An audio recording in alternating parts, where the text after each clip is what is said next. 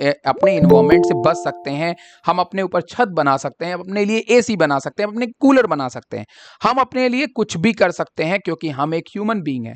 But बहुत सारे animal या वाइल्ड एनिमल ऐसे एनिमल होते हैं जो उसी धूप में बाहर रहते हैं, उनको अपने इसी क्लाइमेटिक कंडीशंस के अंदर रहना है। और तुमको मैं बता दूं कि जितना इस दुनिया में प्लांट इंपॉर्टेंट है, उतना ही इस दुनिया में एनिमल भी इंपॉर्टेंट है, उतना ही इस दुनिया के अंदर डिकम्पोजर्स भी आपके जरूरी हैं। तो कैसे बचा सकते हो आप इनको? क्योंकि हमारे इन्वायरमेंट में चेंज होने से पोलर रीजन से लेकर के आपके एक ट्रॉपिकल रीजन तक जो है वो गड़बड़ियां देखने को मिलती हैं। तो तुम्हें इनको फिक्स करना है। कैसे फिक्स कर सकते हैं, आइए समझते हैं। सबसे पहले हमारे पास में कौन कौन से ऐसे रीजन हैं जिनसे ये सारी चीजें हो रही हैं। सबसे पहले ह्यूमन कॉजेज, ह्यूमन कैसे आपके इन्वायरमेंट को डैमेज कर रहा है। तो सबसे पहली चीज जो आता है वो आता है global carbon emission. Global carbon emission का मतलब, जैसा कि मैंने आपको बताया, आप अपने लिए कपड़े बनवाएंगे, कपड़े किससे बनते हैं? कार्बन से बनते हैं। आप बिजली बनाएंगे, आप इलेक्ट्रिसिटी बनाएंगे, कार्बन से बनेगा। आप पेट्रोल डीजल कुछ भी करेंगे, हर जगह पे आपका कार्बन यूज होगा। तो आप अगर जरूरतों को कम करोगे तो भाई हर चीजें कम हो जाएंगी। देखो सारी बातें जरूरतों पे अटकी हैं। अगर आप दो कपड़े पहनोगे तो दो कपड़े बनाने के लिए दुगना मशीन को मेहनत करनी पड़ेगी, दुगना इमिशन होगा। अगर आप एक आदमी एक कार से जा रहा है, 10 आदमी 10 कार से जा रहा है, जबकि जरूरत उसको 2 कार की है, लेकिन जा वो 10 कार से रहा है, तो 10 कार का सेम फ्यूल बर्न हो रहा है, सेम पॉल्यूशन, सेम कार्बन आप यूज कर रहे हैं। इस कार्बन इमिशन को आप अपनी बेसिक नीड से कम कर सकते हो।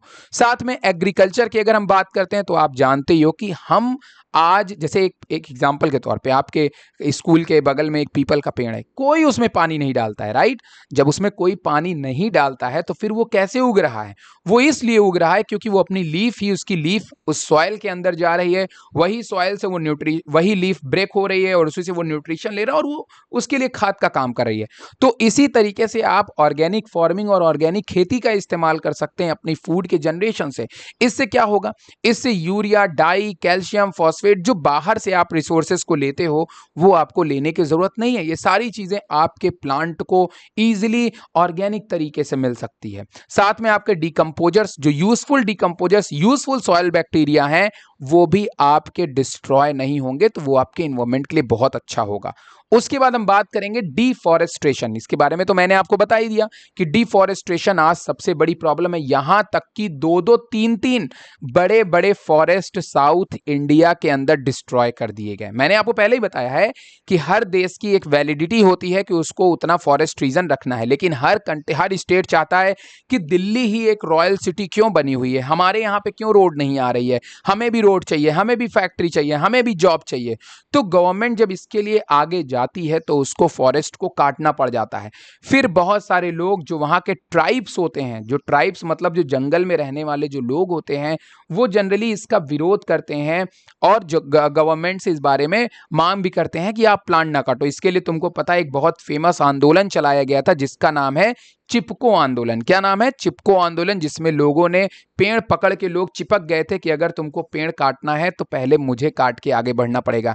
ऐसा ही दूसरा आंदोलन शुरू किया गया है। आप बताओगे सेशन के दरमियान कि कहां शुरू किया गया है? अभी हाल ही में। नेचुरल कॉजेज, रेज हैंड कर देंगे तो मुझे पता चल जाएगा। नेचुरल कॉजेज में जैसे कुछ चीजें जिसको हम कंट्रोल नहीं कर सकते वो भी बर्बादी लेके आते हैं। वोल्केनिक एक्टिविटीज, जैसे आपको पता होगा कि हर बार चक्रवात, तूफान, वोल्केनोज आते रहते हैं, या सॉरी, वोल्केनो मतलब ज्वालामुखी जो होते हैं हमारे, वो फटते रहते हैं। जापान के अंदर ये चीजें ज्यादा देखने को मिलती हैं। साथ में सोलर इरेडिएशंस, जो कि लगातार आप जान रहे हो कि ओजोन लेयर लगातार डिस्ट्रॉय हो रही है और वो लगातार इंटेंसिटी सनलाइट की बढ़ेगी ही बढ़ेगी।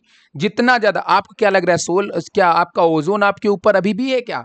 ये ओजोन के लेयर के हार्म होने के कारण ही इंटेंसिटी बहुत ज्यादा बढ़ रही है। इंटेंसिटी मतलब लाइट अर्थ पे बहुत ज्यादा आ रही है, जिसके कारण हीट जनरेट हो रही है, ग्लोबल वार्मिंग बढ़ रही है। तो ये बात आप सबसे पहले ध्यान रखेंगे। फिर आता है आपका टेक्टोनिक शिफ्ट। टेक्टोनिक शिफ्ट जिससे भूकंप आता है, वो सारी बातें आप जनरली जानते ही हो। हाँ बेटा अजय बता सकते हो। एक मिनट एक मिनट एक मिनट, कहाँ गया मैं? हाँ बताओ बेटा अजय, कुछ बताना है? रेज हैंड तो किया था। चलिए, अब बताना होगा तभी रिजल्ट करना। ओके, ठीक है। तो अब हम आगे चलते हैं। अब यहाँ पे देखिए लिखा हुआ है, जो पॉइंट्स हैं वो यहाँ पे है कि आपके क्लाइमेटिक चेंज से क्या क्या इम्पैक्ट पड़ने वाला है आपके अर्थ के ऊपर।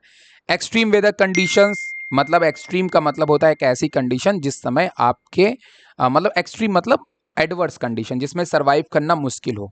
तो अगर आपका क्लाइमेट चेंज होगा तो उससे कंडीशंस खराब होंगी। प्लांट्स, जो बहुत सारे प्लांट है जो कम आपके हीट में आपके उगते हैं या ग्रो करते हैं, उनके लिए दिक्कत आएगी। बहुत सारी क्रॉप में दिक्कत आएगी, ज़मीन से पानी खत्म होगा। साथ में बायोडाइवर्सिटी लॉस, ये बहुत इंपॉर्टेंट है। What is the biodiversity? Biodiversity होती है जब बहुत सारे एनिमल्स और प्लांट एक ही जगह पे एग्जिस्ट करते हैं, ठीक है। जैसे एग्जाम्पल के तौर पे एक ही जगह से आम, बरगद, पीपल, तो ये सब बायोडाइवर्सिटी है। बायोडाइवर्सिटी मतलब बहुत सारे तरह के एनिमल्स और बहुत सारे तरह के प्लांट। जैसा कि आप सब जान रहे हैं कि क्लाइमेटिक चेंज होने से, मैंने आपको पहले ही बताया कि बहुत सारी स्पीशीज एक्सटिंक्ट हो जाती हैं, मतलब खत्म हो जाती हैं। तो इससे बायोडाइवर्सिटी लॉस होता है। और बायोडाइवर्सिटी लॉस होने से, अब अगर कोई एक स्पीशीज खत्म होगी तो उससे जुड़ा कोई और तो होगा ना, तो कहीं ना कहीं बायोडाइवर्सिटी लॉस से इकोसिस्टम भी डैमेज होता है। तो ये भी एक चीज होती है। तीसरा इफेक्ट जो आपको देखने को मिलता है वो देखने को मिलता है fossil fuel emissions. Fossil fuel, जैसे कि आप पेट्रोल की बात करते हैं, कोल की बात करते हैं, वो कहीं ना कहीं आपके खत्म होंगे। आप उनका इस्तेमाल करोगे। जैसे इस समय जो लाइट है वो तो 24 आवर रह रही है, लेकिन ये जो 24 आवर लाइट का होना है, क्या ये कैसे आ रहा है? ये आ रहा है आपके कोल के इमिशन से। डिफॉरेस्टेशन, क्लाइमेटिक चेंज के कारण लगा, क्लाइमेटिक चेंज जो हो रहा है उसके लिए डिफॉरेस्टेशन कहीं ना कहीं एक बड़ा जो है वो फैक्टर है। पॉल्यूशन एंड वेस्ट, ये चीज जो है वो कहीं ना कहीं बढ़ावा मिल रहा है पॉल्यूशन और वेस्ट का। एग्जाम्पल के तौर पे अभी देखो, मैं एक आपको बात बताया था ना, जैसे जब आप एक कुरकुरे की पैकेट फाड़ते हैं, तो कुरकुरे की पैकेट फाड़ने के बाद उसमें से जो एक छोटा वाला प्लास्टिक होता है जिसको आप फाड़ के निकाल देते हो, वो कचड़े में नहीं जाता है। तुमको पता होगा, आप लोगों ने गौर दिया होगा उस चीज के ऊपर, मैंने बताया भी होगा आपको कि आप अगर एक कचड़े के पैकेट को फाड़ते, या सॉरी, आप एक जब कुरकुरे के पैकेट को जब आप फाड़ते हो तो उसका छोटा वाला पोर्शन आप जमीन पे गिरा देते हो, बड़ा वाला पोर्शन आप ले जाकर के उसको गार्बेज में डाल देते हो। लेकिन आज भी इंडिया के अंदर गार्बेज इकट्ठा तो हो रहा है, लेकिन उस गार्बेज को रिसाइकलिंग में कैसे इस्तेमाल कर सकते हैं, सस्टेनेबल डेवलपमेंट में कैसे इस्तेमाल कर सकते हैं, ये चीज अभी भी हिंदुस्तान के अंदर लोगों में बहुत कम जागरूकता है इस चीज को लेकर के। कैसे बच सकते हैं आइए जानते हैं। आप क्लाइमेटिक कंडीशन से कैसे बच सकते हैं? आपको रिफॉरेस्ट्रेशन करना पड़ेगा। मतलब कि अगर जो फॉरेस्ट आपने एक जगह से काटा है तो आपको उतने प्लांट, उतने फॉरेस्ट किसी दूसरे जगह पे आपको लगाने पड़ेंगे। याद रखिएगा। तो जितना फॉरेस्ट आपने एक जगह से आपने हटाया है वो आपको दूसरी जगहों पे रिफॉरेस्ट्रेशन करना पड़ेगा, प्लांट फिर से लगाना पड़ेगा। हर एक इन्वायरमेंट डे के ऊपर, अभी आईपीएल हुआ था, आईपीएल में हर एक डॉट बॉल पे 5-10 पेड़ लगाए जा रहे थे। अब वो कहां लग रहे हैं, लग रहे होंगे तो अच्छी बात है। तो रिफॉरेस्ट्रेशन, और जो पहले से ही प्लांट है उनको आपको नरिश करना है, मतलब ये फॉरेस्ट्रेशन भी करना है। सस्टेनेबल लिविंग, लाइफ ऐसी जीजिए जिसमें आपके मिट्टी से लेकर के आसमान तक नुकसान ना हो और आपको फायदा हो। उसी में एक आता है ऑर्गेनिक फार्मिंग। क्या आता है? Organic farming. आप सब्जी उगाओ, आप सब कुछ उगाओ, लेकिन आप इस्तेमाल करो देसी खाद की, जैसे गोबर, पुरानी लीफ, घर के कचड़े, गीले कचड़े, इज अ ग्रीन बॉक्सेस में जो कचड़े होते हैं उन कचड़ों का इस्तेमाल आप करिए। उसके इस्तेमाल से आप जो है खाद या कंपोस्ट बना